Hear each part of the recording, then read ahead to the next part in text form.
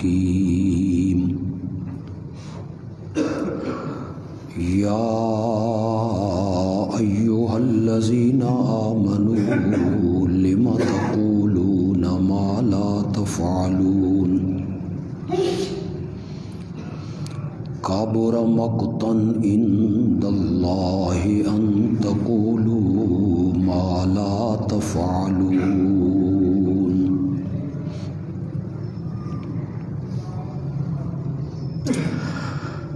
زمین و آسمان کی ہر چیز اللہ کی پاکی بیان کرتی ہے، اور وہی ہے زبردست حکمتوں والا۔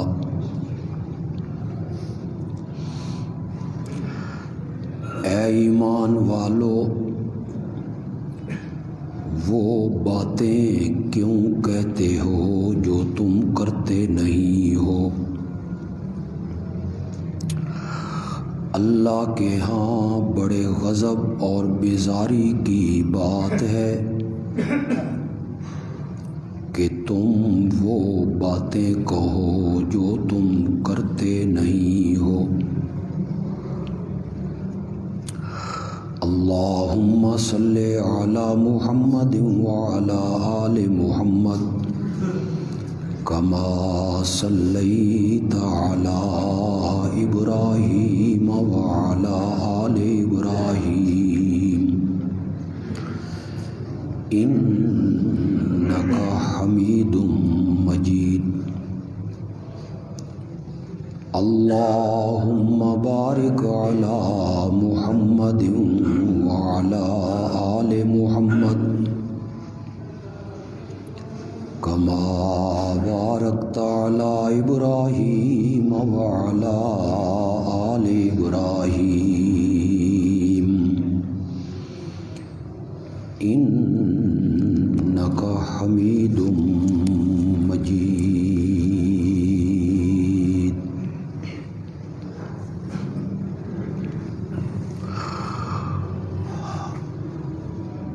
خطبہ جمعہ کا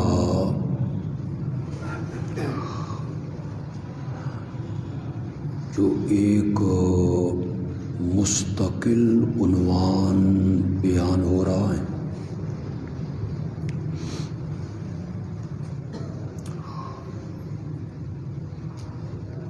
وہ ہے سیرت النبی صلی اللہ علیہ وسلم کا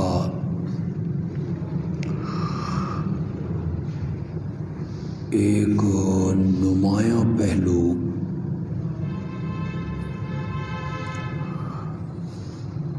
کہ آپ امت کو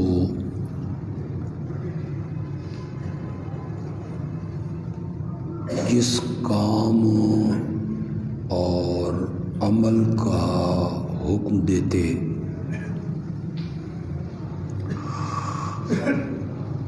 آپ خود اس پہ عمل کر کے دکھاتے تھے۔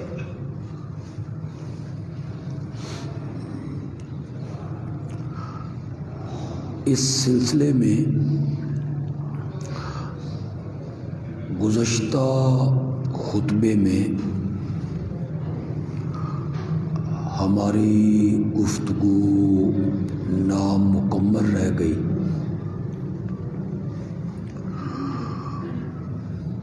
اور اس کا عنوان تھا عدل و انصاف۔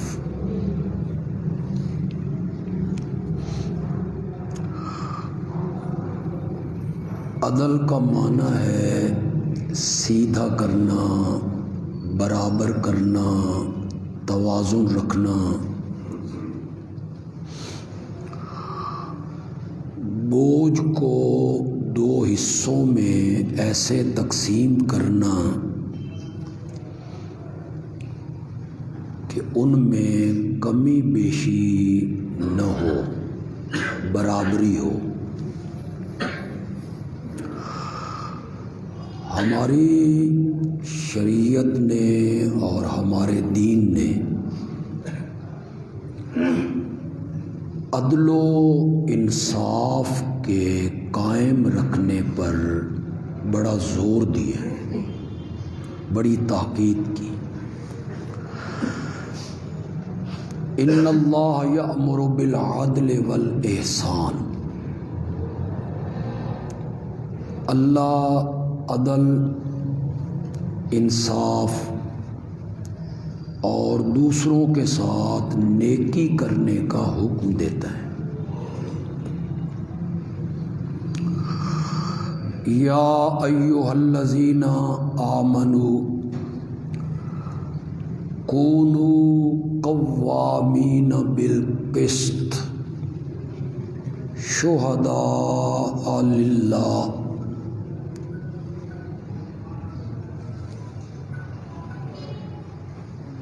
ولو علی انفسکم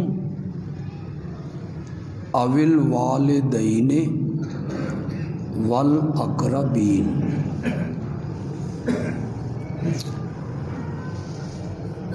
اے ایمان کا دعویٰ کرنے والوں، انصاف پر قائم ہو جاؤ، عدل پر۔ شہداء للہ، گواہی دینے کے لیے، اور وہ جو گواہی دینی ہے وہ اللہ کی رضا کے لیے ہو۔ عدل کے ساتھ گواہی دو، انصاف کے ساتھ گواہی دو، ہمیشہ عدل کی بات کہو، انصاف کی بات کہو۔ ولو علی انفسکم، اگرچہ اس کا نقصان تمہاری جانوں کو پہنچے، او الوالدین، اس کا نقصان تمہارے ماں باپ کو پہنچے، والاقربین، اور اس سچی گواہی کا نقصان تمہارے قریبی رشتہ داروں کو پہنچے۔ اس میں ڈنڈی نہیں مارنی، عدل اور انصاف کے ساتھ گواہی دینی، عدل اور انصاف کے ساتھ بات کرنی۔ یہ نہیں سوچنا کہ میں سچی بات کروں گا تو میرے ماں باپ کے خلاف جا رہی ہے، میرے اپنے خلاف جا رہی ہے، میری برادری کے خلاف جا رہی ہے، میرے رشتہ داروں کے خلاف جا رہی ہے۔ ایک جگہ پہ کہا یا ایھا الذین آمنوا اتقوا اللہ وقولوا قولا سدیدا، اے ایمان والو اللہ سے ڈرو اور ہمیشہ سچی، سیدھی اور درست بات کہو۔ بظاہر یہ بڑے نرم سے الفاظ ہیں، نرم سی بات ہے، سیدھی بات کہو، سچی بات کہو، درست بات کہو، عدل کی بات کہو، انصاف کی بات کہو، بات کہنے میں ڈنڈی نہ مارو، چاہے نقصان اپنا ہو، والدین کا ہو، برادری کا ہو۔ یہ بیان کرنا بڑا آسان ہے، سننا بھی بڑا آسان ہے، لیکن اس پر عمل کرنا بڑا یوں ہی اللہ نے نہیں حکم دیا کہ سیدھی بات کہا کر، سچی بات کہا کر، انصاف کی بات کہا کر۔ یہ نہ دیکھو کہ یہ کس کے خلاف جا رہی۔ آگے اللہ نے بڑی عجیب بات کہی، کسی غنی کے خلاف گواہی ہو، مالدار بندہ، دولت مند، باحیثیت، یا کسی فقیر کے خلاف گواہی، پھر بھی ڈنڈی نہیں مارنی کہ یہ بڑا آدمی ہے، چودھری ہے، ملک ہے، سردار ہے، پیسے والا ہے، اس کے خلاف گواہی دوں گا تو مجھے نقصان پہنچے گا، یہ بیچارہ غریب ہے، بھوکا ہے، فقیر ہے، مسکین ہے، سچی بات کہتا ہوں تو اس غریب کو نقصان پہنچے گا۔ اللہ کہتے ہیں تم نے نہ کسی امیر کا، نہ دولت مند کا، نہ غریب کا لحاظ رکھنا ہے. تم امیر اور غریب کے خیر خواہ نہیں ہو، میں ان کا زیادہ خیر خواہ ہوں. اللہ کہتے ہیں میں خیر خواہ ہوں ان کا. تم ان کی خیر خواہی میں عدل کی پٹڑی سے نہ اترو. کسی امیر دولت مند کی خیر خواہی میں یا کسی غریب اور مسکین کی خیر خواہی. آپ یہ سن کے حیران ہوں گے کہ یہ جو میں نے آیت پڑھی یا ایھا الذین آمنوا اتقوا اللہ وقولوا قولا سدیدا، اے ایمان والو اللہ سے ڈرو، ہمیشہ سچی بات کہا کرو، بات کہنے میں غلط بیانی نہ کرو، ڈنڈی نہ مارو. یہ آیت میرے آقا نکاح کے خطبے میں پڑھا کرتے تھے. جب نکاح کا خطبہ اب بھی علماء پڑھتے ہیں، 3 آیتیں آپ پڑھا کرتے تھے. کبھی 3 پڑھ دیتے تھے، کبھی ان میں سے 1 پڑھ دیتے تھے، کبھی 2 پڑھ دیتے. اور مزے کی بات ہے تینوں آیتوں میں تقوی کا ذکر ہے. یا ایھا الذین آمنوا اتقوا اللہ، یا ایھا الناس اتقوا ربکم، ڈرو، دل میں اللہ کا خوف پیدا کرو، اللہ کی نافرمانی چھوڑ دو. تقوی یہی ہے نا، پرہیز پرہیز پرہیزگار. تو پرہیزگار، جب ڈاکٹر کوئی پرہیز بتاتا ہے تو وہ پرہیز کیا ہوتا ہے؟ ٹیبلٹ کھانا، کیپسول کھانا، یا ڈاکٹر کی بتائی ہوئی باتوں پہ عمل. مثلا وہ کہتا ہے آپ کو بلڈ پریشر ہے، نمک نہیں کھانا، تو نمک نہ کھانے کا نام کیا ہے؟ پرہیز. آپ کو ہارٹ کی تکلیف ہے، چکنائی والی چیز نہیں کھانی. شوگر ہے، میٹھا نہیں کھانا، یہ پرہیز ہے. تو تقوی بچنا، لفظی معنی تقوی کا کیا ہے؟ بچنا. اس کو آپ کہیں گے پرہیز کرنا، یعنی رب کی نافرمانیوں سے. اس کا نام تقوی ہے. نماز پڑھنے کا نام تقوی نہیں ہے. بڑی نمازیں پڑھتا ہے جی، نماز بھی پڑھتا ہے، نماز پڑھ کے باہر جاتا ہے تو دودھ میں پانی ڈال دیتا ہے. اس نماز کا کیا ہے؟ وہ تقوی ہے. تقوی نام ہے رب کی نافرمانیوں سے بچنے کا، صرف نماز پڑھنے کا نہیں. ایک آفیسر ہے، وہ نماز پڑھ کے باہر نکلا ہے، دفتر میں پہنچا ہے تو اس کے میز پر 1,00,000 روپیہ رشوت کا رکھا ہوا ہے. اس کی تنخواہ 70-80 ہزار ہے اور 1,00,000 روپیہ رکھا ہوا ہے. دستخط کر دے، 1,00,000 روپیہ اٹھا لے. وہ 1,00,000 روپے کو جو ٹھکرا رہا ہے نا، اس کا نام تقوی ہے. اس کو تقوی کہتے ہیں، رب کی نافرمانیوں سے بچنا. خطبہ نکاح میں آپ یہ آیتیں پڑھتے ہیں اتقوا اللہ. کیوں؟ آپ میاں بیوی کو حقوق پورے کرنے کے لیے ان کے سر پہ ڈنڈا اٹھا دیں، آپ حقوق پورے نہیں کروا سکتے، نہیں ہو سکتے. عدالت میں چلے جائیں، کوئی حقوق پورے نہیں کرے. ساس اور بہو، سسر اور داماد، میاں بیوی، ان کے مابین جو حقوق رکھے ہیں شریعت نے، وہ آپ ڈنڈے کے زور سے پورا کروانا چاہیں نہیں کروا سکتے. وہ حقوق تب پورے ہوں گے جب دلوں میں کیا آئے گا. اس لیے میرے آقا وہاں کیا پڑھتے ہیں؟ اتقوا اللہ، اتقوا اللہ، اللہ سے ڈرو. وقولوا قولا سدیدا، ہمیشہ درست اور سچی بات کہو. میرا بھی تجربہ ہے، آپ کا بھی تجربہ ہے.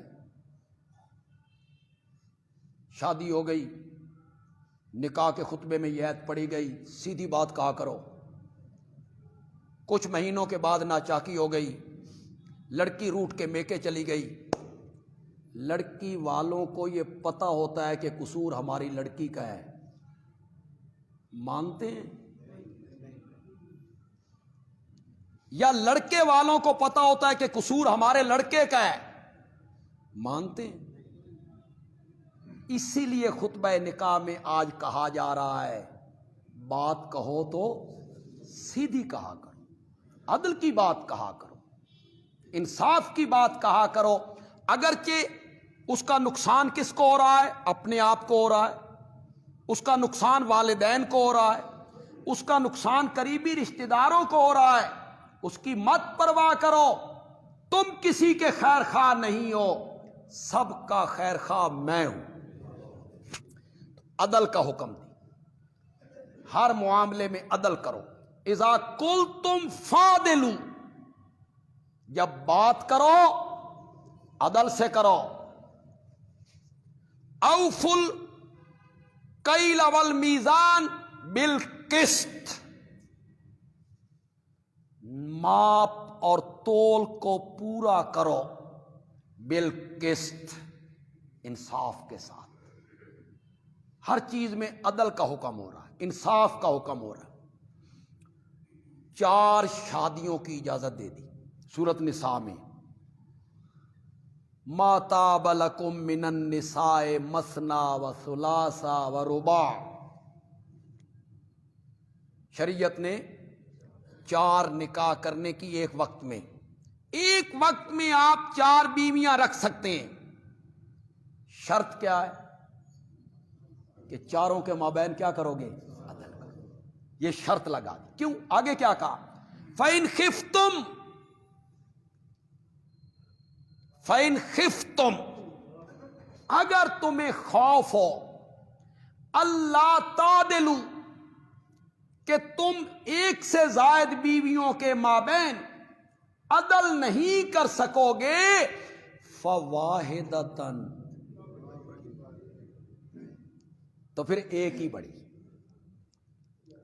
یہ عدل کس میں کرنا ہے؟ باریوں کی تقسیم میں۔ ایک ہفتہ ایک بیوی کے ہاں رہنا ہے تو دوسرا ہفتہ دوسری بیوی کے ہاں رہنا ہے۔ ایک دن رات ایک بیوی کے ہاں رہنا ہے تو ایک دن رات دوسری بیوی کے ہاں رہنا ہے۔ یہ عدل کس میں کرنا ہے؟ کپڑے لے کے دینے ہیں تو دونوں کو برابر لے کے دینے، کھانے پینے کی چیزیں لے کے دینی ہے تو برابر لے کے دینے، علاج معالجہ کروانا ہے تو برابر کروانا۔ اختیاری چیزیں جو بندے کے بس میں ہیں، ایک ہے غیر اختیاری چیز، وہ ہے دل کی محبت، وہ بندے کے اختیار میں نہیں ہے۔ لا محالہ ایک بیوی سے محبت زیادہ ہو، ایک بیوی سے پیار زیادہ ہو، اس پر قید نہیں لگائی۔ خود میرے آقا نے کہا مولا میں اپنی بیویوں کے درمیان عدل کرتا ہوں، لیکن میری دلی محبت ابو بکر کی بیٹی عائشہ کے ساتھ زیادہ ہے۔ تو یہ کیفیت ایسی ہے جو غیر اختیاری، اس پر بندے کو اختیار نہیں۔ یہی ایک بات کہہ دیتا ہوں، موضوع تو یہ ہے نا کہ میرے نبی جو کہتے تھے وہ کر کے دکھاتے۔ امت کو کیا کہا؟ ایک سے زائد بیوی کرنی ہے، انصاف کرو، عدل کرو۔ عدل نہیں کر سکتے ہو تو پھر ایک ہی بہت ہے۔ میرے آقا نے 11 بیویوں کے درمیان عدل کر کے دکھایا۔ کتنی اہلیہ ہیں آپ کی؟ کتنی ازواج ہیں آپ کی؟ 11 بیویوں کے درمیان آپ نے عدل کر کے دکھایا۔ شاید آپ کو اس سے پہلے اس بات کا پتہ نہ ہو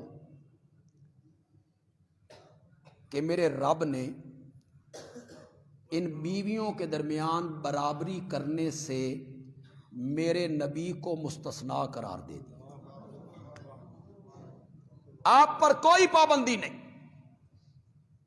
جس بیوی کے پاس رہنا چاہیں رہیں، جس کو اپنے سے دور کر دیں کر دیں، کوئی پابندی نہیں۔ امت کے لیے پابندی رکھی، ایک سے زائد بیوی کرنی ہے، عدل کرو، انصاف کرو۔ نبی پاک کی 11 بیوی ہیں، پابندی کی کوئی قید نہیں، مرضی ہے آپ کی۔ اس کے باوجود میرا نبی پھر بھی بیویوں کے درمیان عدل کرتا ہے۔ یہ ہے نا عمل، مزہ آیا عمل کرنے کا، عدل کرتے ہیں۔ جہاد پہ جانا ہے، کسی اہلیہ کو ساتھ لے کے جانا ہے تو میرے آقا قرآن اندازی کرتے ہیں، جس بیوی کا نام نکلتا ہے اسے ساتھ لے کے۔ جب آخری ایام ہے آپ کے، تو آپ ہر روز ایک حجرے سے دوسرے حجرے میں منتقل ہو رہے ہیں۔ آج حضرت حفصہ کی باری ہے، پھر اگلے دن ام سلمہ کی باری ہے، پھر حضرت جویریہ کی باری ہے، پھر زینب کی باری۔ تو ہر روز پوچھتے ہیں عائشہ دی واری کدوں ہے؟ اب دل میرے نبی کا یہ ہے کہ میں یہ ایام اپنی اہلیہ ام المومنین، دل کی کیفیت قلبی محبت جو ان سے ہے۔ خود میرے آقا سے پوچھا گیا یا رسول اللہ آپ کو سب سے زیادہ محبت کس کے ساتھ ہے؟ فرمایا عائشہ کے ساتھ۔ اس نے کہا یا رسول اللہ میں یہ نہیں پوچھ رہا ہوں، میں تو یہ پوچھ رہا ہوں مردوں میں سے۔ فرمایا عائشہ کے باپ کے ساتھ۔ ہر روز پوچھ رہے ہیں کل کس کی باری ہے، کل کس کی باری ہے۔ ازواج سمجھ گئیں کہ آپ سننا چاہتے ہیں کہ عائشہ کی باری کب ہے، تو ساری بیویاں اکٹھی ہو کے کہتی ہیں یا رسول اللہ ہم اپنی باریاں معاف کرتی ہیں اور ہم اپنی باریاں بھی عائشہ کو دے دیتی ہیں۔ لیکن آپ عدل پہ قائم ہیں، انصاف پر قائم، ورنہ کہتے ہیں مجھے اٹھا کے لے جاؤ عائشہ کے گھر، میں وہاں رہنا چاہتا ہوں۔ رب نے بھی مجھ پر کوئی پابندی نہیں لگائی، لیکن چونکہ امت کو کہہ چکی کہ بیویوں کے مابین عدل کرو۔ ہم نے بھی دیکھا، آپ بھی معاشرے میں دیکھتے رہتے ہیں، جتنے لوگوں نے 2 شادیاں کی، پہلی بیوی کے ساتھ ان کا سلوک کیسا ہوتا ہے؟ قرآن نے کہا کل معلقہ، پہلی بیوی کو اس طرح کر دیتے ہو جیسے درمیان میں لٹکی ہوئی، نہ تم طلاق دیتے ہو کہ آگے شادی کر لے، گھر بسا لے، اور نہ اس کے ساتھ بیویوں کا جیسا سلوک کرتے ہو، نہ اسے بیوی سمجھتے ہو، نہ اس کی باری کا خیال کرتے ہو، اسے کل معلقہ کر دیتے ہو۔ میرے آقا نے فرمایا جو آدمی 2 بیویوں کے درمیان انصاف اور عدل نہیں کرتا، وہ قیامت کے دن اس طرح اٹھایا جائے گا کہ اس کے جسم کے ایک حصے پر فالج گرا ہو، وہ اپنے جسم کے ایک حصے کو نہیں اٹھا سکے۔ تو شریعت نے کہا کہ بیویوں کے درمیان کیا کرو؟ عدل کرو، انصاف کرو۔ ایک جگہ پہ کہا یا ایھا الذین آمنو، یا یہ نہیں کہا، یہ کہا امانتیں امانت والوں کے سپرد کر دو، جو جس کے لائق ہے نا اسے وہ عہدہ دے دو، وہ چیز اسے دے دو۔ اور دوسرا حکم یہ دیا کہ فیصلہ کرو، کوئی تمہارے پاس فیصلہ آئے، فریق آئیں، تحکموا بالعدل، فیصلہ کس کے ساتھ کرو؟ عدل کے ساتھ، انصاف کے ساتھ فیصلہ۔ ہر چیز میں عدل کا حکم ہو رہا ہے، فیصلہ انصاف سے کرنا ہے، فیصلہ عدل سے کرنا ہے، اس میں ڈنڈی نہیں مارنی۔ یہ حکم دیا فرما روا کو، جج کو، قاضی کو، ثالث کو۔ آپ میں سے بھی کئی لوگ ثالث بنتے ہوں گے، لوگ آپ کو ثالث مان لیتے ہوں گے اپنے جھگڑوں میں، 2 فریق کہ آپ ہمارا فیصلہ کر دیں۔ تو آپ ثالث بننے والوں کو بھی کہا جا رہا ہے کہ فیصلہ کرو تو عدل کے ساتھ کرو، اس میں کوئی ڈنڈی نہیں مارنی۔ کس کا نقصان ہو رہا ہے، کس کو نفع پہنچ رہا ہے، انصاف کے ساتھ فیصلہ کرو۔ پھر میرے نبی نے کیسے عمل کر کے دکھایا۔ بنو مخزوم قبیلے کی ایک لڑکی ہے، فاطمہ اس کا نام ہے، وہ چوری کرتے ہوئے پکڑی گئی، میرے نبی نے اس کے ہاتھ کاٹنے کا حکم دے دیا۔ یہ ریاست مدینہ ہے۔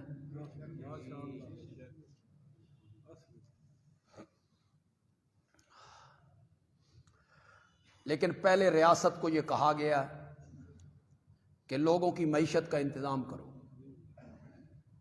ان کے روزگار کا انتظام کرو، ان میں کوئی بھوکا نہ ہو۔ بیت المال کی طرف سے وظیفے مقرر ہو سکتے ہیں، تو بیت المال کی طرف سے غریبوں، بے روزگاروں، معذوروں کے، اپاہج لوگوں کے کیا کرو؟ وظیفے مقرر۔ آپ نے اس کے ہاتھ کاٹنے کا حکم دے دیا۔ وہ قبیلہ ایک معزز قبیلہ تھا، انہوں نے سوچا کہ اگر ہمارے قبیلے کی لڑکی کا ہاتھ کٹتا ہے تو یہ پورے قبیلے کی ناک کٹ جائے گی، ہم تو بدنام ہو جائیں گے۔ کوئی سفارش کے لیے نظر انتخاب میرے نبی پاک کے منہ بولے بیٹے زید کے بیٹے اسامہ پہ پڑی۔ اسامہ سے نبی پاک بڑی محبت کرتے تھے، بالکل بچوں کی طرح اسے چاہتے تھے۔ وہ حضرت زید کے بیٹے تھے، اسامہ کو سفارشی بنایا۔ جب اسامہ نے بات کی تو میرے نبی کا رنگ سرخ ہو گیا۔ فرمایا اسامہ اللہ کی حدود کے بارے میں سفارش کرتے ہو، لو سرقت، کوئی یہ جملہ نہیں کہہ سکتا، کوئی کہہ سکتا ہے تو کر نہیں سکتا۔ لو سرقت فاطمہ بنت محمد لقطعت یدہا، یہ تو بنو مخزوم قبیلے کی فاطمہ نامی لڑکی ہے، میرے جگر کا ٹکڑا فاطمہ بھی چوری کرتی تو میں اس کے بھی ہاتھ کاٹ کے رکھ دیتا۔ یہ ہے جو اسلام نے عدل کا حکم دیا۔ بلکہ آپ نے یہاں اسامہ کو ایک بات بھی کہی، آپ نے کہا تم سے پہلی قومیں اسی لیے تباہ ہو گئی تھی، ان کے معزز لوگ جرم کرتے تھے تو انہیں چھوڑ دیا کرتے تھے، اور غریب لوگ جرم کرتے تھے تو انہیں سزائیں دیا کرتے تھے۔ تم سے پہلی قومیں اسی لیے تباہ ہوئی، اور اگر آپ میرے ساتھ اتفاق کریں تو ہم آج جو تباہی کے گڑھوں میں جا رہے ہیں اس کا سبب بھی یہی۔ کلو کے حساب سے ہیروئن کا کاروبار کرنے والے وہ پتہ نہیں کہاں کہاں بیٹھے ہوتے ہیں، اور ماشے اور تولوں میں جو بیچ رہے ہیں وہاں آ کے قانون حرکت میں آ جائے۔ بڑے لوگ پکڑے جائیں تو ضمانت کروانی ہو تو اتوار کے دن بھی ہو جاتی، اور بیچارہ غریب 188 کے کیس میں آ جائے تو پھر قانون ہوتا ہے، قانون کے ہاتھ سے ہم مجبور ہیں۔ غریب کے لیے قانون اور بڑے لوگوں کے لیے کوئی حد نہیں، کوئی قانون نہیں۔ تم سے پہلی قومیں اسی لیے تباہ ہوئی کہ ان کے بڑے لوگ جرم کرتے تھے تو انہیں کچھ نہیں کہتے تھے، اور نچلے طبقے کے لوگ جرم کرتے تھے تو انہیں سزائیں دیا کرتے تھے۔ تم اللہ کی حدود کے بارے میں سفارش کر رہے ہو، میری بیٹی فاطمہ بھی چوری کرتی تو میں اس کے بھی ہاتھ کاٹ دیتا۔ یہ جو شریعت کی حدود ہے یہ کس نے مقرر کی؟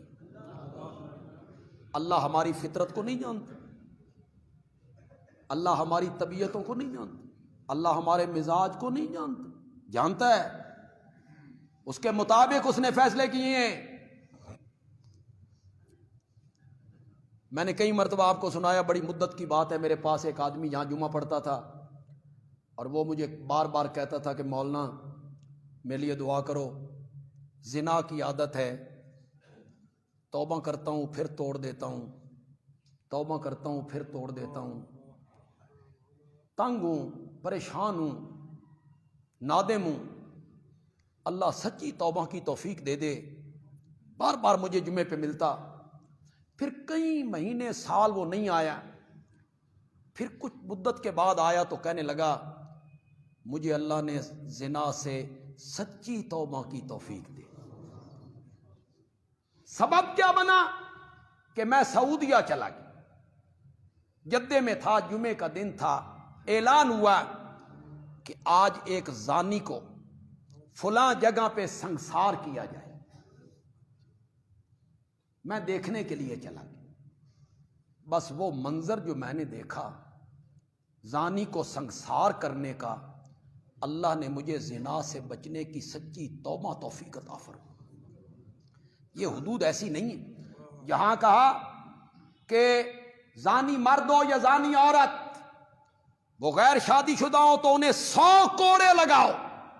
سورۃ نور میں 18ویں پارے میں ساتھ کیا کہا؟ مسلمانوں کی ایک جماعت مشاہدہ بھی کرے، دیکھے، یہ منظر دیکھے، اور کوڑے مارنے والے کے دل میں رحم نہیں آنا چاہیے۔ یہ ساری باتیں قرآن نے کہی۔ ہم مدینہ میں تھے تو جن کے گھر میں ہم رہ رہے تھے، ہم عشاء کی نماز پڑھ کے، جمعے کا دن تھا، ہم عشاء کی نماز پڑھ کے وہاں پہنچے تو انہوں نے کہا بھئی آج مغرب کے بعد آپ نے 2 جنازے پڑھے؟ میں نے کہا جی پڑھے۔ کہ وہ قصاص میں قتل ہوئے، ان کی گردنیں اڑائی گئی ہیں قصاص میں، انہی کے جنازے تھے۔ میں نے کہا قصاص کہاں ہوا؟ انہوں نے کہا یہ باب صدیق سے باہر نکلیں تو جو گراؤنڈ ہے مسجد نبوی کے ساتھ، یہاں ہوا جمعے کے بعد۔ تو میں افسوس کرنے لگ گیا کہ چلو زندگی میں یار یہ منظر بھی ایک دفعہ دیکھتے، میں کس طرح گردن اڑا دیتے ہیں قاتل کی۔ تو میں نے 1-2 مرتبہ افسوس کیا تو وہ قاری صاحب کہنے لگے شکر کر ویکھیا نہیں۔ میں نے کہا کیوں؟ کہ تو کوئی پھر سونا سی، پھر تو نے یہاں 2-2 فٹ اچھلنا تھا۔ وہ منظر، ایمبولینسیں ساتھ ہوتی ہیں، کئی لوگ دیکھ کے بے ہوش ہو جاتے ہیں۔ اللہ نے جو حدود بیان کیے ہیں اس پہ پتہ نہیں لوگوں کو ترس کیوں آتا ہے کہ چور کا ہاتھ کاٹ جائے، وہ بیچارہ ٹنڈا ہو جائے۔ تو جس غریب آدمی نے ساری زندگی کما کما کے بچیوں کا جہیز تیار کیا تھا، رات کے ٹائم وہ چوری کر کے لے گیا ہے، ظلم تو یہ ہے اس غریب کے ساتھ، اسے سزا ملنی چاہیے تاکہ یہ سلسلہ رک جائے۔ قرآن نے کیا کہا؟ قرآن نے کہا قتل کے معاملے میں 3 راستے تمہارے سامنے، قتل کا بدلہ قتل 1، دیت لے لو 2، معاف کر دو 3 راستے۔ اللہ کے لیے معاف کر دو تمہیں اجازت ہے، دیت لے لو اجازت ہے، قتل کا بدلہ قتل قصاص، تینوں راستے کھلے۔ یہ 3 راستے بیان کر کے اللہ نے فرمایا یہ میرے کو پوچھو نا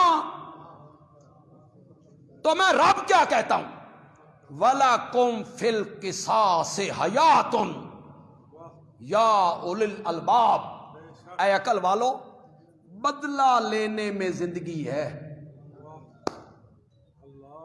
بدلہ لینے میں زندگی ہے۔ مولا ایک بندہ آگے مر گیا، قتل ہو گیا، اب قاتل کو بھی مار دیا جائے تو 2 ہو گئے، زندگی کنی ہے؟ مفسرین نے لکھا زندگی یہ ہے کہ قاتل جب رہا ہو جائے گا پھر آگے وہ اور قتل کرے گا، وہ کہے گا کچھ نہیں ہوندا، پہلے قتل نہیں کیتا تو رہا نہیں ہو گئے، چلو ایک اور صحیح، اور پھر جب اس کو پھانسی دے دی جائے، اس محلے میں اس کا جنازہ آئے تو سارے لوگوں کے کان کھڑے ہو جاتے ہیں۔ پھر بندہ سوچتا ہے کہ اگر میں نے کسی کو قتل کیا نا تو بدلے میں میرے ساتھ بھی یہ وَلَكُمْ فِي الْقِصَاصِ حَيَاتٌ یا اُولِي الْأَلْبَابِ۔ میرے نبی نے عدل و انصاف کا حکم دیا تو خود میرے نبی نے عدل و انصاف کو قائم کر کے دکھایا، صحیح فیصلے کی۔ ہجرت سے پہلے بیت اللہ کا طواف کر رہے ہیں. طواف کرنے کے بعد آپ نے جو کنجی بردار ہے اس کو کہا کہ مجھے چابی دے، میں بیت اللہ کے اندر جانا چاہتا ہوں. اس وقت کتنے لوگ بیت اللہ میں ہوتے تھے، مکہ کتنا بڑا شہر تھا. اس نے کہا میں نہیں دیتا،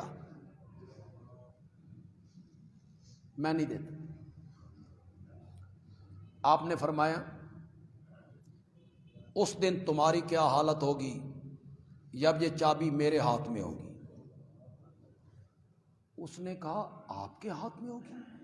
میرے نبی تو مظلوم تھے، مار کھا رہے تھے، مشرکین چڑھائی کرتے تھے، چابی آپ کے ہاتھ میں ہوگی تو اس دن قریش ذلیل ہو جائیں گے. آپ نے فرمایا ذلیل نہیں، معزز ہو جائیں گے. قریش کو عزت ملے گی، چابی میرے ہاتھ میں. اب اس نے چابی دینے سے انکار کیا. آپ اور مجھ میں سے کوئی ہوتا اساں دل وچ رکھ لیندے بے چابی من نہیں دیتی، کل میں نے فاتح بننا ہے، میں اس نو دساں گا بے تو من چابی کیوں نہیں دیتی. 8 سال کے عرصے کے بعد میرا نبی مکے کا فاتح بن کے آیا. کنجی بردار کو بلایا گیا، یہ شیبی ہے، شیبہ خاندان کا ہے. بلایا، فرمایا چابی نکالو.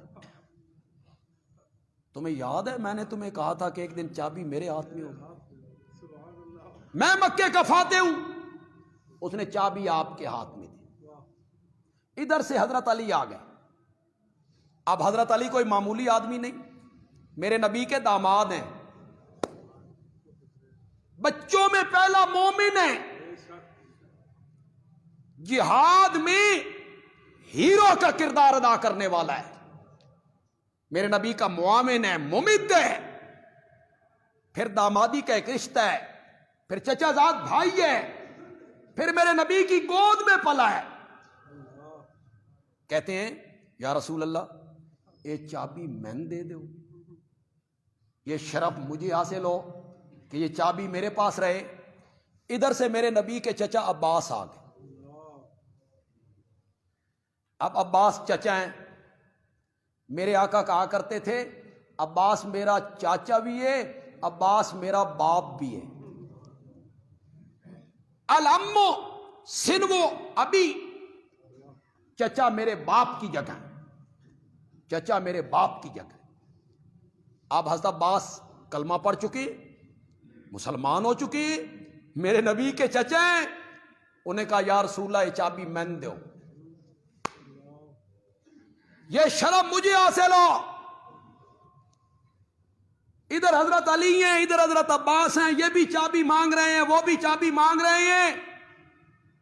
میرے نبی نے آواز لگائی جاہلیت کے زمانے میں جس بندے نے مجھے چابی دینے سے انکار کیا تھا وہ کہاں ہے؟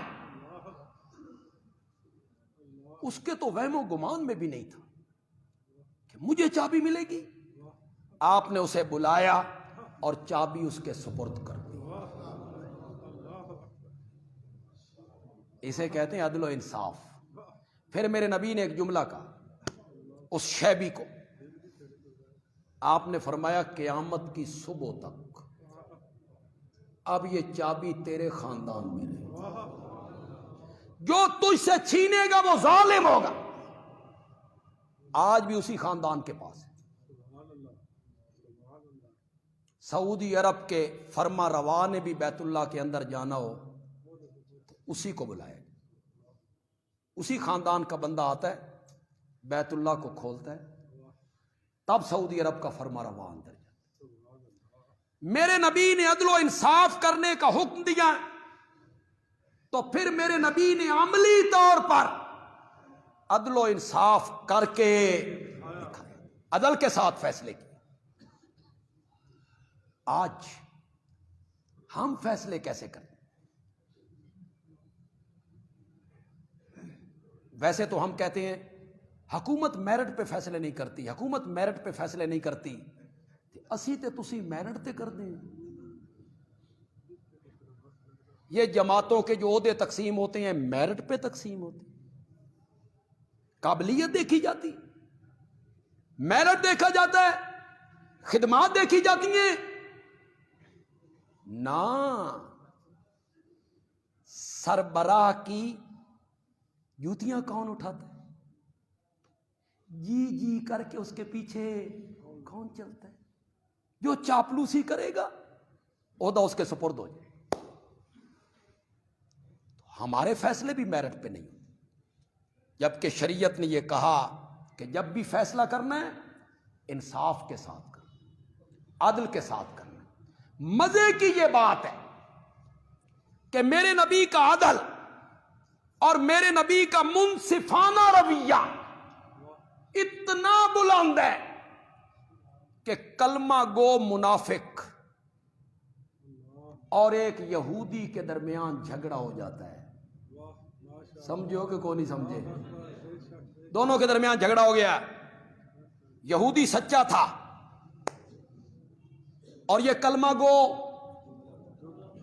منافق تھا نا، تھا تو کلمہ گو، یہ جھوٹا تھا، فیصلہ کرواتے۔ یہودی نے کہا جس نبی کا تم کلمہ پڑھتے ہو انہی کے پاس چلو، ان سے فیصلہ کرواتے۔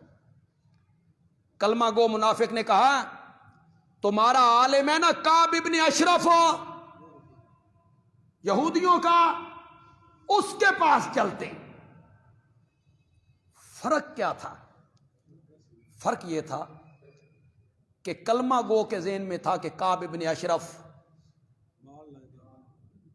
پیسوں پہ بکتا ہے، پیسوں پہ بکتا ہے، پیسے لگائیں گے فیصلہ اپنے حق میں کروا لیں گے۔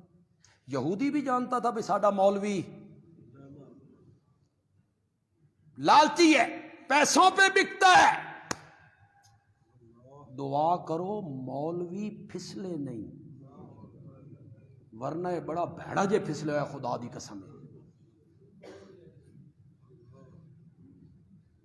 علامہ اقبال نے کیا کہا تھا؟ ولے تاویل شان در حیرت انداخت، خداو جبرائیل و مصطفیٰ را، زمن پر صوفی و ملا سلامے، زمن پر صوفی و ملا سلامے، میں صوفی اور ملا کو سلام کرتا ہوں، ہم تک دین کی باتیں پہنچاتا ہے۔ ولے تاویل شان، لیکن جب قرآن کی آیتوں میں تعویل کرتا ہے نا تو حیرت انداخت، حیرت میں ڈال دیتا ہے۔ خداو جبرائیلو مصطفیٰ را، اللہ جبریل اور نبی پاک بھی حیرت زدہ ہو جاتے ہیں بھئی یہ مانا کتھو کر رہا ہے۔ بگڑتا ہے نا جب مولوی تو اسے کہنا بھی نہیں چاہیے۔ اگلے دن میں نے ایک کلپ سنا فیس بک پہ، ایک مولوی صاحب کہہ رہے تھے کہ اللہ نے قرآن میں کہا ہے کہ حکومت کا حق اس کو ہے، زادہ بسطتاً فی العلم والجسم، جو علم میں اور جسم میں پڑھ کے ہو اسے حق ہے حکومت کرنے کا۔ تو یہ پڑھنے کے بعد مولانا کہتے ہیں عمران خان دا جسم ٹھیک ہے کہ مولانا فضل الرحمان دا ٹھیک ہے؟ واہ کیا بات ہے جی، زادہ بسطتاً فی العلم والجسم کی تفسیر کیجیے، واہ مولانا۔ ولے تاویل شان در حیرت انداخت، خدا و جبرائیل و مصطفیٰ را، تیری تعویل نے تو رب کو بھی حیران کر کے رکھ دی۔ زادہ بسطتاً فی العلم والجسم کا یہ میں نے آکے دوڑ لاؤ نہ دی، زرداری دی، نواز شریف دی تو عمران خان دی، تو اس کا جسم صحیح ہے، خوبصورت ہے، دوڑ میں یہ آگے نکل جائے گا۔ تو میں کہ عمران خان تے جان سینہ نہ لڑا دے بھی، وہ جو پہلوان ہیں انہوں نے لڑوا دے بھی ہے نا، پھر ویکھیے بے کیڑا طاقتور ہے، بسطتاً فی العلم والجسم، یہ بھی کوئی دلیل ہے؟ لیکن عالم ہے نا. قرآن میں پنڈی پڑھتا تھا نا، تو حضرت شیخ القرآن مولانا غلام اللہ خان رحمۃ اللہ علیہ سنایا کرتے تھے کہ تحریک پاکستان چل رہی تھی، تو کچھ علماء پاکستان بنانے کے مخالف تھے. وہ کہتے تھے یہ تقسیم کر رہے ہیں تمہیں، انگریز تقسیم کرنا چاہتا ہے تمہیں. کچھ علماء حق میں تھے، جیسے مولانا اشرف علی تھانوی، مولانا شبیر احمد عثمانی رحمۃ اللہ علیہ مجمعین حق میں تھے، تو کچھ مخالف تھے. تو حضرت شیخ کہتے ہیں پنڈی میں ٹانگے پر سپیکر لگا کے سارا دن اعلان ہوتا رہا بے جنا کیا باغ اس کا نام ہے، لیاقت باغ. لیاقت باغ میں جلسہ ہوگا، فلاں مولانا تقریر کریں گے اور وہ قرآن سے ثابت کریں گے کہ اپنا ہاتھ قائد اعظم کے ہاتھ میں دو. یہ قرآن ہے جو ثابت کرنا. ہم حیران، قرآن اتریا 14 صدیاں پہلے، قائد اعظم صاحب آ رہے ہیں، اب ان کا ذکر قرآن میں کیسے ثابت کریں گے؟ بڑی دنیا گئی.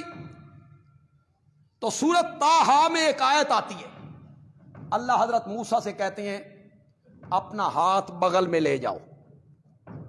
حضرت موسیٰ کو کہتے ہیں اپنا ہاتھ بغل میں لے جاؤ.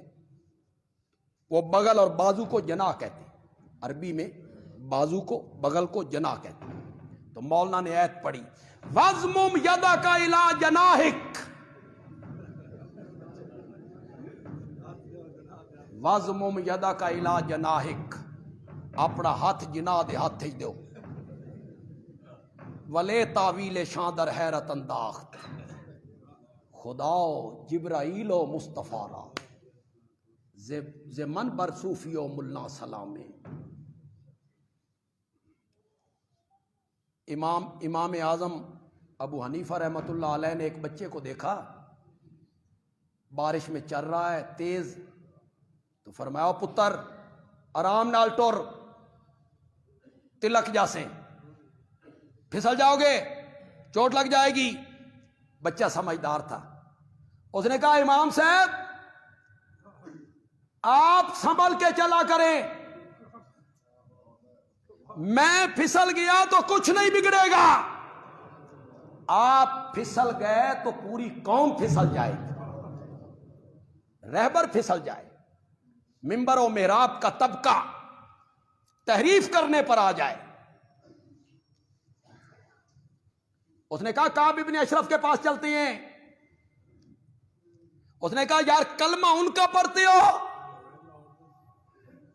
فیصلہ کعب ابن اشرف سے کرواتے ہو، جن کا کلمہ پڑھتے ہو ان کے پاس چلتے ہیں.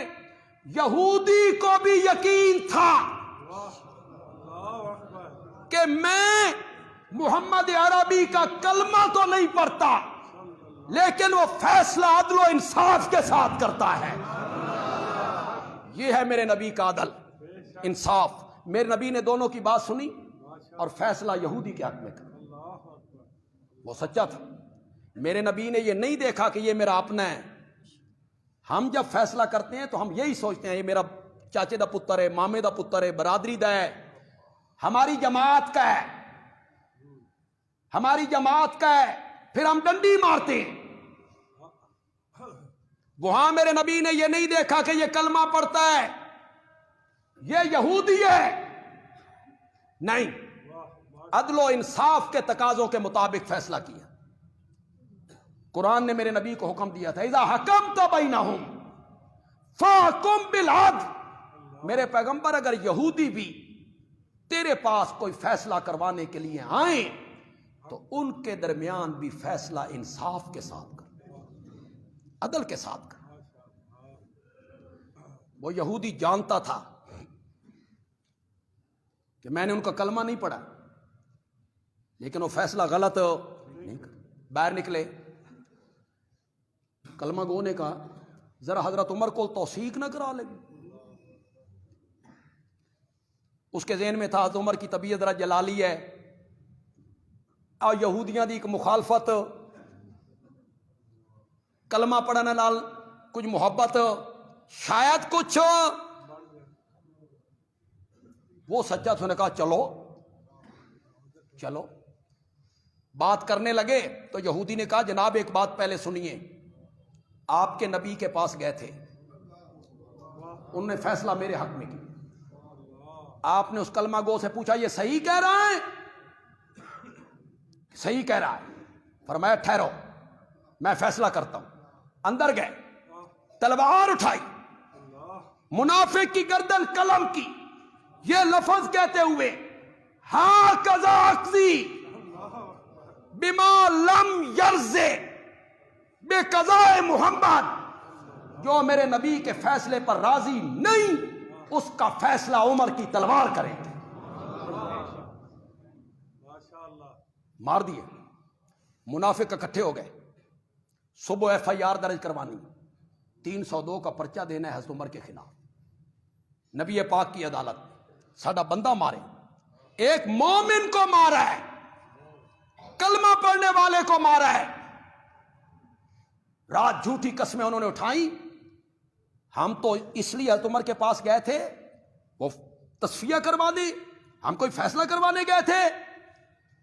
ایک مومن کو حضرت عمر نے قتل کر دیا، وہ سارے مل کے آئے، جبریل قرآن لے کے اتر پڑا، فلا وربک، کیسا انداز ہے یار، مجھے اپنے رب ہونے کی قسم ہے، نہیں کہا، نہیں کہا۔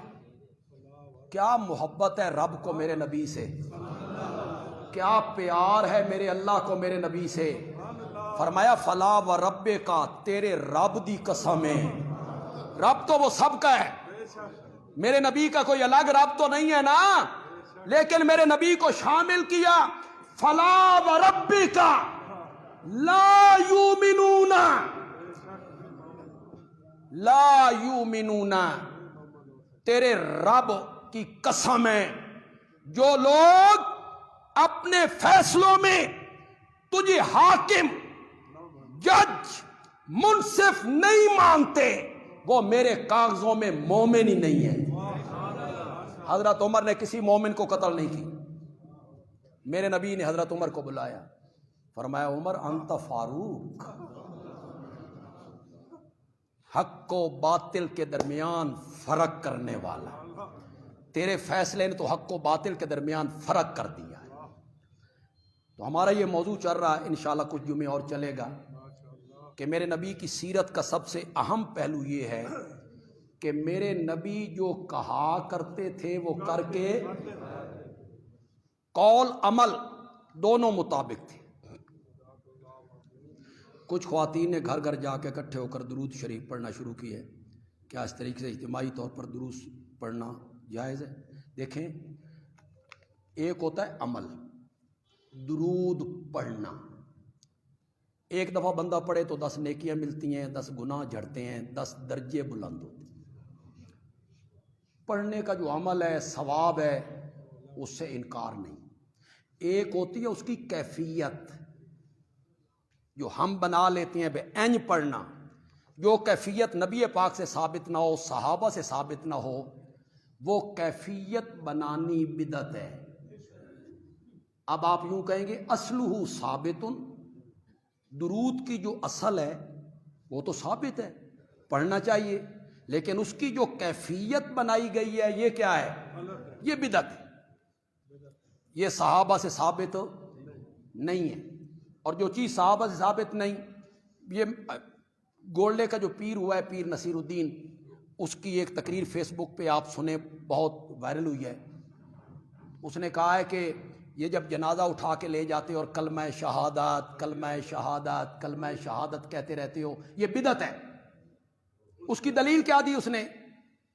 پیر نصیر الدین نے اس کی دلیل کیا دی؟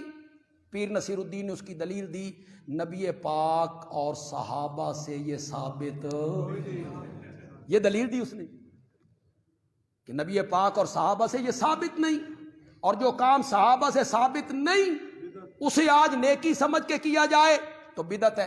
اب اگر کوئی آدمی جنازے میں جا رہا ہے اور اپنے دل میں زبان سے پڑھتا جا رہا اشہد ان لا الہ الا اللہ، کوئی حرج نہیں، اس کے پڑھنے میں کوئی حرج نہیں، لیکن اس کی ایک کیفیت بنانی، ایک بندہ کہ کلمہ شہادت پھر سارے پڑھنے لگ جائیں، یہ شریعت میں ثابت نہیں۔ آپ جنازے میں جا رہے ہیں، سورۃ اخلاص پڑھتے جائیں، درود پڑھتے جائیں، آیت الکرسی پڑھتے جائیں، کلمہ شہادت پڑھتے جائیں، اپنے طور پہ پڑھتے چلے جائیں، کوئی حرج نہیں ہے، وہ ثابت ہے۔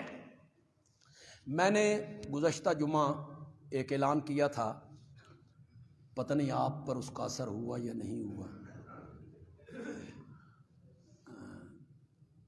28 فروری کو یہاں جو پروگرام ہو رہا ہے ختم بخاری، تکمیل بخاری، بخاری کی آخری حدیث پڑھائی جائے گی، اس میں آپ لازماً شامل ہوں، خاص کر جو ملازم طبقہ ہے، چھٹی ہے ان کی، اتوار کا دن ہے، وہ آخری حدیث میں لازماً شامل ہوں، اللہ انہیں بھی حدیث کے طلبہ میں شامل کر دے۔ چلو ایک حدیث ہم نے بھی پڑھی تھی، ایک حدیث سبقاً ہم نے پڑھ لی تھی، تو 33 طلبہ جو ہیں وہ انشاءاللہ عالم بن کے نکلیں گے، 33، 18 قاری بنیں گے، 20 حافظ بنیں گے، اور 12 علماء جو ہیں یہ مفتی بنیں گے انشاءاللہ۔ اس کے لیے میں نے کہا تھا کہ کتابیں دینی ہیں ان کو، کتابیں انعام میں، تفسیریں، فتاوی کی کتابیں، جب تک یہ پڑھتے رہیں گے، ان کے پاس رہیں گی، مطالعہ کرتے رہیں گے، یہ صدقہ جاریہ اصل میں یہ ہے۔ یار یہ جو برسیاں کرتے رہتے ہو، اور والد صاحب کی برسی، والدہ کی برسی، برادری کو بلا لیا، لاکھوں روپے خرچ کر دیے، برادری کھا کے چلی گئی، کان کھول کے سنو، مرنے والے کو کوئی فائدہ نہیں، کوئی فائدہ، بس آپ کی ٹوٹاں ہے، شوشا بن گئی، مرنے والوں کو کوئی فائدہ نہیں۔ مرنے والوں کو فائدہ ہے ایصال ثواب کرو، صدقہ جاریہ، 5000 روپے کا ایک سیٹ ہے۔ اس جمعے بھی میں بالکل آپ سے نہیں کہوں گا، نہ میں کسی بندے کو اٹھاؤں گا، پھر ایک دفعہ اپیل کر رہا ہوں، آئندہ جمعہ یہ کروں گا انشاءاللہ۔ تقریباً 18 سیٹ جو ہیں، 18 سیٹ، اس کے پیسے مجھے وصول ہو گئے۔ ایک اعلان جو میں نے کیا، آج خوشاب سے ایک صاحب آئے، انہوں نے 10 سیٹوں کے پیسے دیے، کچھ نے، ایک نے 4 سیٹوں کے، پھر ایک نے 4 سیٹوں کے۔ جو خوشاب سے ہمارے دوست آئے، انہوں نے اپنے والدین بزرگوں کے ایصال ثواب کے لیے، اللہ ان کی مغفرت فرمائے، درجات بلند کرے۔ آپ بھی اس میں لگائیں پیسے، جمعے کے بعد مجھے ملے، اس میں آپ پیسے خرچ کریں، یہ صدقہ جاریہ ہے، یہ سب چیز یہی رہ جانی ہے، آنکھیں بند ہوئیں بس ختم، یہ دولت پیسہ پچھلوں نے کھانا ہے، اور انہاں قبر تے بھی نہیں جانا۔ عید الفطر کی نماز کے بارے میں پوچھیں کہاں پڑھیں گے جی؟ عیدگاہ میں پڑھیں گے جی۔ کیوں؟ نالے عید پڑھاؤ گے، نالے ابے دی قبر تو آؤ، اونی تے جایا نہیں جاندہ، چلو اکو پھیرے چو، یہ آپ کی اولاد ہے جو آپ کی قبر پہ جانے کے لیے تیار ہے، یہ صدقہ جاریہ ہے۔ دیکھیں میں نے راولپنڈی میں پڑھا، جو قرآن مجھے وہاں سے ملا، یہ سن 1973 کی بات، یہ من دسنا تو نہیں سی چاہیے، یہ 1973 کی بات، کتنے سال ہو گئے جی؟ 47 48، کتنے؟ 48۔ وہ قرآن آج بھی میرے پاس ہے، 48 سال کے بعد بھی وہ قرآن میرے پاس ہے۔ اس پر میں نے نوٹ لکھے، جو استاد پڑھاتے گئے میں لکھتا گیا، مشکل آیتوں کا معنی، اس آیت کا پیچھے سے کیا تعلق ہے۔ آج بھی مجھے پریشانی ہوتی ہے تو میں وہ کھولتا ہوں، میں وہ پڑھتا ہوں، اس سے میں استفادہ کرتا ہوں۔ جس بندے کی رقم اس میں خرچ ہوئی ہوگی، وہ پتہ نہیں زندہ ہے یا مر گیا ہے، اسے ثواب نہیں مل رہا، یہ ہے صدقہ جاریہ۔ میرے چھوٹے بھائی ہیں قاری عصمت اللہ صاحب، وہ کہتے ہیں میں لاہور قرات پڑھتا تھا، نیلا گنبد، تو ایک بزرگ آئے، تو انہوں نے مجھے قرآن کا ایک نسخہ دے دی، میں تو قرات پڑھتا تھا، بڑا خوبصورت نسخہ تھا، انہوں نے مجھے دے دی۔ آج بھی میں رمضان المبارک کی جو منزل پڑھتا ہوں تو اسی نسخے سے پڑھتا ہوں، انہوں نے ایک بڑی عجیب بات کہی کہ جب میں وہ نسخہ کھولتا ہوں نا تو اس بابے کی شکل میرے سامنے آ جاتی، وہ دینے والے کی، اس بزرگ کو اس کا ثواب ملتا رہے۔ ہم دورہ تفسیر بھی پڑھائیں گے انشاءاللہ، شعبان رمضان میں دورہ تفسیر القرآن ہوگا، اس کے لیے ہمیں 200 قرآن کی بھی ضرورت ہے، 200 نسخے ہمیں قرآن کے بھی چاہیے جو ہم طالب علموں کو دے دیتے ہیں، وہ اس پر نوٹ لکھ لیتے ہیں، اپنے اپنے گھروں کو لے جاتے ہیں، وہ 200 نسخے ہمیں اس کے بھی چاہیے، وہ 1,00,000 روپیہ اس کا خرچہ ہے۔ تو یہ میں نے آپ کے سامنے تفصیل صرف رکھ دی ہے۔ اب آپ سوچیں یہاں جو صاحب ثروت حضرات بیٹھے ہوئے ہیں، 5 سیٹ قرآن کے اتنے نسخے، 20 نسخے، 10 نسخے ہماری طرف سے وہ خریدیں، ہدیہ کریں طالب علموں کو، تو اس میں آپ سوچیں اور جمعے کے بعد مجھے ملیں۔ اگر میرا ہدف پورا نہ ہوا تو آئندہ جمعہ میں چندہ کروں گا تو خدا دا نہ جے آنا ضرور جے، یہ نہ ہوئے بھئی چندہ ہوں کرنا نہیں تو جمعے جا بھی یہی نہیں، نہ آنا آپ نے ضرور ہے، اپنے دوستوں کو بھی لانا ہے، پھر وہاں انشاءاللہ میری دلی خواہش کیا ہوتی ہے پتہ ہے آپ کو؟ میری دلی خواہش یہ ہوتی ہے کہ ریاکاری سے آپ بچ جائیں۔ اب اگلے جمعے ادھر سے ایک بندے اٹھیں گے جی 5 سیٹ میں، 2 سیٹ میں، 1 سیٹ میں، آپ دیکھیں گے پتہ چلے گا، تو اس طرح دینا بس ایک آپ کو پتہ ہو، ایک آپ کے رب کو پتہ ہو۔ اصل میری نیت یہ ہوتی ہے کہ میں یوں سر عام نہ مانگوں، آپ کو کھڑا نہ کروں، تو اس طرح کر لیں۔ تو جو حضرات یہاں بیٹھے ہیں جمعے کے بعد مجھے مل لیں اور قرآن کے نسخے، کتابوں کے سیٹ، اس بارے میں وہ مجھ سے بات کر لیں۔ درس قرآن انشاءاللہ مغرب کے بعد 18 بلاغ کی مسجد میں حسب سابق انشاءاللہ آج بھی ہوگا، تمام حضرات وہاں تشریف